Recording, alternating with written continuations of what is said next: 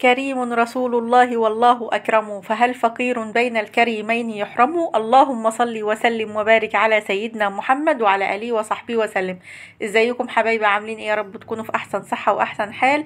ايه رأيكم بقى نعمل زي ما بيقولوا كده من الفسيخ شربات، يعني نتحايل على القانون؟ لو ما جربتيش تعملي لسان العصفور بالطريقة دي فايتك كتير بجد، طريقة تحفة وهتغنينا عن سعر الرز البسمتي اللي بقى خيال خيال خيال، يعني بجد طريقة انا ندمت ان انا ما كنتش اعرفها من زمان، وبطريقة حلوة كده وسهلة وشيك ومكونات سهلة.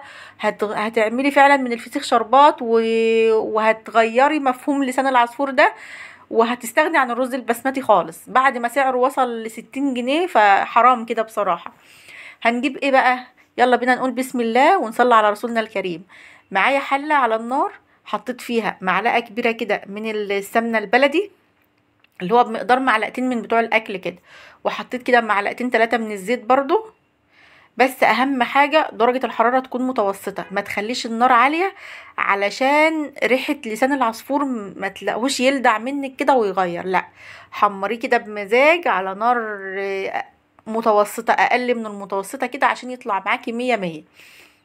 هنا انا حطيت رشة كده من الملح، حوالي ربع معلقة من الملح. ليه؟ عشان دي اللي بتوحد لي لون لسان العصفور او الشعرية وانا بحمرهم. طبعا هبتدي كده ايدي فيهم على طول، ما اسيبهوش يتحمر مني ولا تبقى واحدة غامقة قوي وواحدة مصفرة، لا، انا عايزة ايدك تبقى فيه كده على طول، ما تسهيش عنه علشان يبقى كله لون واحد. زي ما انتوا شايفين كده هبتدي احمر فيه، بس مش هغمقه زي ما اكون هعمله شوربه، لا، انا هسيبه ايه، مصفر شويه. بعد ما اتحمر معايا بالشكل ده كده عشان لما يستوى ياخد معايا لون الرز البسمتي بالظبط، نزلت ببصلايه كده متقطعه ناعم ناعم قوي، يعني او مبشوره، لو مش تعرفي تقطعها ناعم يبقى مبشوره. قلبتها فيها كده لمده دقيقه كده، خدت تشويحه.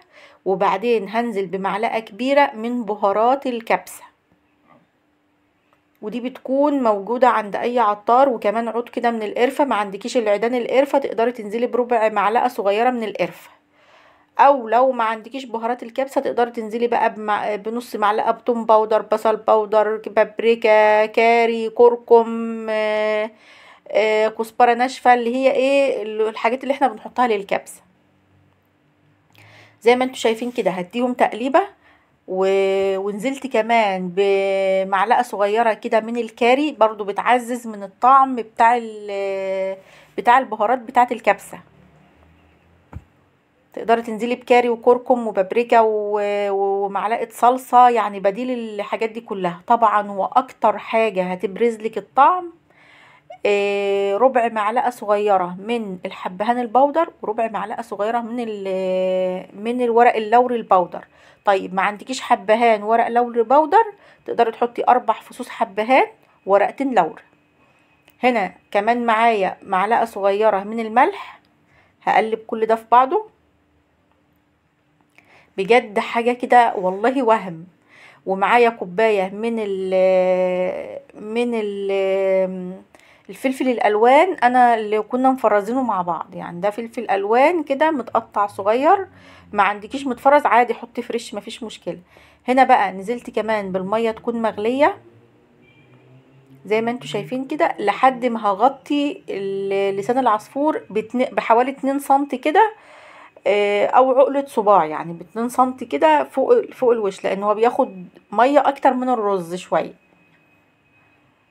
ومكعب من المرقه، لو عندك شوربه تقدري تحط شوربه، ما عندكيش شوربه عادي مكعب المرقه هيغني. عايزه تستغني عنه خالص ما فيش مشكله، بس طبعا بيديها طعم احلى. اللهم صل وسلم وبارك على سيدنا محمد.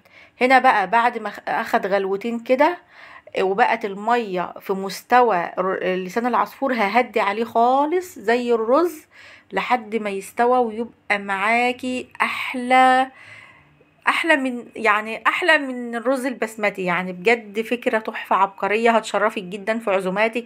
لو انت عايزة تغيري عن الرز والمكرونة، وفي نفس الوقت الرز البسمتي بقى سعره عالي قوي، تقدري تعملي الوصفة دي بجد وهتشرفك. ولو لسه ما عملتيش لايك، يا ريت تعملي لايك، لان الوصفة فعلا تستاهل اللايك. ولو لسه ما اشتركتيش في القناة، يا ريت تشتركي في القناة وتفعلي زر الجرس عشان يوصلك كل جديد. ويا رب الفيديو يعجبكم، ويا رب تعملوا كل حاجة حلوة وانتوا في احسن صحة واحسن حال. و... واستودعكم الله الذي لا يضيع ودائعه، والسلام عليكم ورحمة الله وبركاته.